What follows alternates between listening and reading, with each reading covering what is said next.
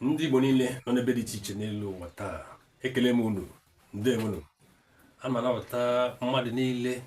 na chanel ọhụrụ anyị a ka anyị kpọrọ Global News Agency Worldwide. Anyị ga-esi na chanel a na-agbasara ọha na eze na ndị Igbo niile nọ n'ebe dị iche iche ozi, kọọ akụkọ ihe ndị na-eme n'elu ụwa taa, tụmadị n'ala Igbo,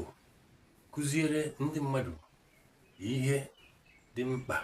ha ga-amata gbasara ndị Igbo, akwa ha obi ụtọ. Ọzọkwa, anyị ga-esite na Global News Agency Igbo Worldwide garuo ebe niile ndị Igbo bi n'elu ụwa taa, maọbụ na Afrịka, maọbụ na Amerịka, maọbụ na Europe, maọbụkwa na Asia, iji mee ka ha ghọta onwe ha nke ọma ma marakwa na anyị niile bụ otu. Ndị ụwa ga-esitekwe na chanel anyị a hụ ihe ọma ndị na-aga n'ihu n'obodo ndị dị na steeti dị iche iche dị na Naịjirịa, bụ ebe ndị Igbo bi, wee mara ihe na-aga n'ihu ebe ahụ, marakwanụ ọganihu a na-enwe. Ya mere a na-arịọ unu kwuru na-ege anyị ntị, please subscribe to this platform,